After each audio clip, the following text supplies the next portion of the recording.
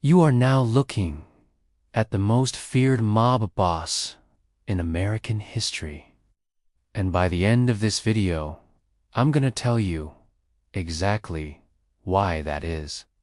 His name was Al Capone, and he was the leader of the Chicago Outfit, which was an organized crime syndicate based out of Chicago, Illinois. Under his leadership, his crew committed all sorts of crimes like extortion, gambling, money laundering, the sale of illegal substances, and even murder. He became so powerful that there was a time where he was actually more powerful than the government itself. When Al Capone was arrested, he got off scot-free because he bribed everyone on the jury. And then when he went to trial, his lawyers managed to get all of the witnesses to recant their testimonies.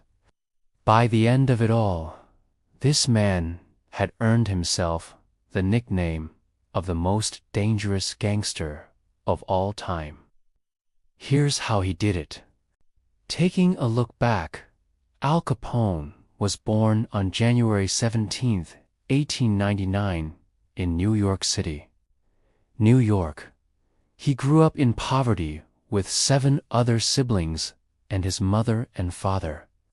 His dad worked as a day laborer, but he wasn't always around. So basically, it was just his mom raising all 8 kids all by herself. As you can imagine, they didn't have much money. They lived in a two-room tenement. All 8 kids had to share one bedroom, and their mother had to sleep in the living room. And to make things worse, young Al had a speech impediment. This made him an outcast in school. When he was just 14 years old, Al dropped out of school and went to work full-time. He took on odd jobs here and there. He sold newspapers, he delivered telegrams, and he even worked as a bouncer for a while. But unfortunately, most of these jobs didn't pay all that well, so Al found himself constantly struggling financially. But then, in 1916, everything changed when he met a guy named Johnny Torrio. Johnny Torrio was already involved in some pretty shady stuff. He was making money selling illegal substances, and he saw Al's strength and thought that he would be perfect for his operation. So Johnny took Al under his wing and taught him the ways of the mafia. For a while, the two of them worked together as a great team.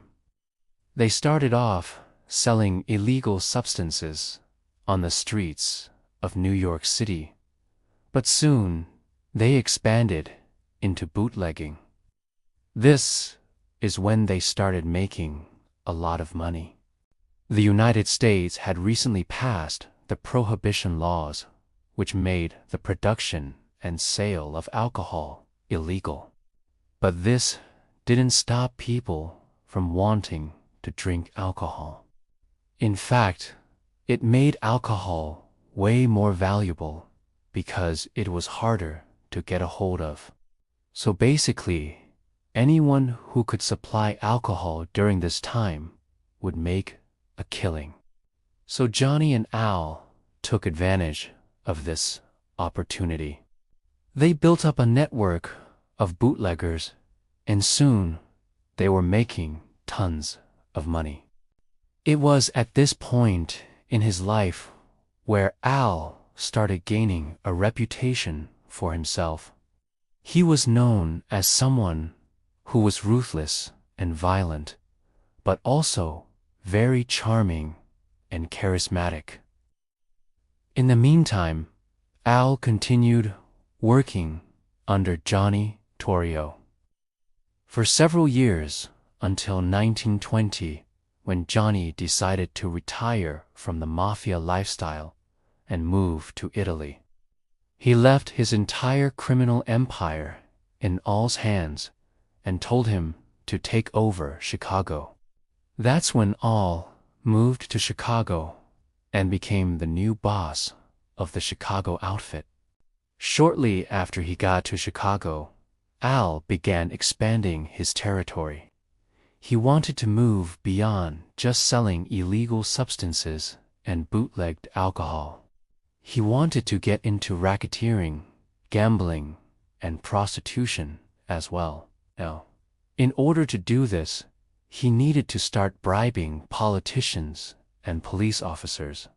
And although it sounds like a bad thing, this actually helped Al gain popularity within the city. You see, people loved it when the police got arrested. It was almost like entertainment for them. And Al was giving them that entertainment for free by bribing cops and politicians and then having them arrested. For example, in 1924, a judge named William J. McSwain was caught taking bribes from Al Capone.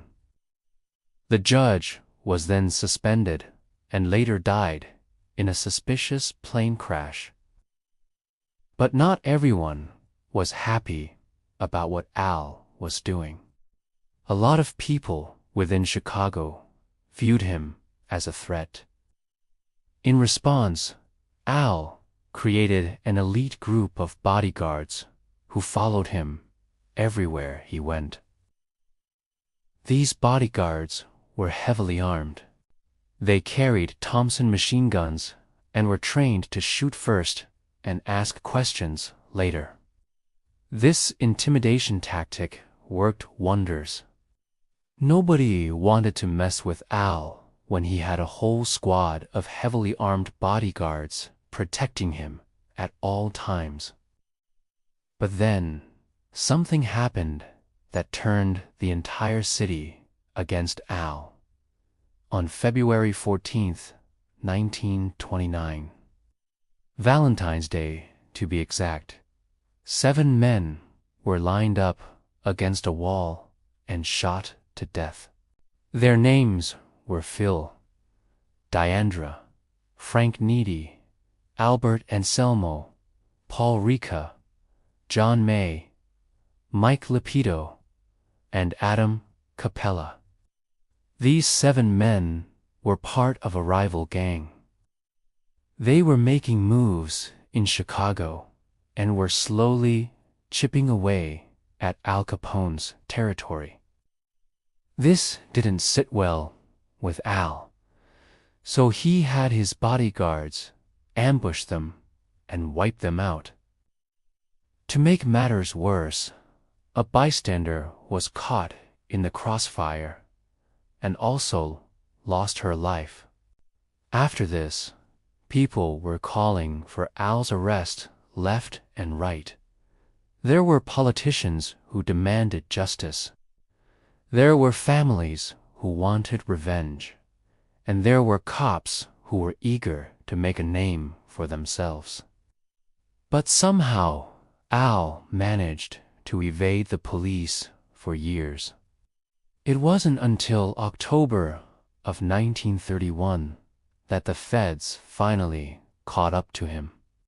But even then, they weren't able to charge him for the massacre. Instead, they charged him with tax evasion. You see, Al was never really smart about his money. He liked to flaunt his wealth. He bought mansions, he bought expensive cars, and he even treated people to expensive gifts. But none of this was smart. All the government had to do was track his spending habits, and they knew exactly how he made his money. So it wasn't too hard to convict him for tax evasion. But Al thought otherwise. He thought he could beat the charges. So, he hired the best lawyers that he could find. Unfortunately for him, his lawyers weren't as good as he thought. They weren't able to get the charges dropped. And in October of 1931, Al Capone was sentenced to 11 years in federal prison. Al spent 7 years in prison before he was finally released. But he wasn't the same man that went in. He suffered from syphilis, which left him partially blind and wheelchair-bound. After his release, Al spent the rest of his days at his mansion in Palm Island, Florida. He tried to live a normal life. He started a charity organization. He played with his toy trains, and he spent time with his family. Sadly, though, Al never really got to enjoy his retirement. In January of 1947, Al Capone passed away from a stroke at the age of 48. Now, when you really think about it, Al Capone didn't even die as the most feared mob boss in America. That title goes to a man named Charles Lucky Luciano. Charles came up in the ranks of the mafia, just like Al Capone. He became close friends with Al Capone, and together they made tons of money. But unlike Al Capone, Charles was actually smart enough to avoid prison. That's why when Al Capone was sentenced to 11 years in prison, Charles took over the Chicago outfit and became the boss of bosses. He united all of the gangs in America and created the Commission, which was the governing body of the American Mafia. It was thanks to Charles that the Mafia was able to thrive in America for decades to come. Do you think Al Capone deserved to go to prison? Comment that down below. Also drop a like if you respect Al Capone's hustle. And of course, consider checking out our international channels to watch our videos in other languages, and consider subscribing to see more content. But until then, I'll see you guys on the next one.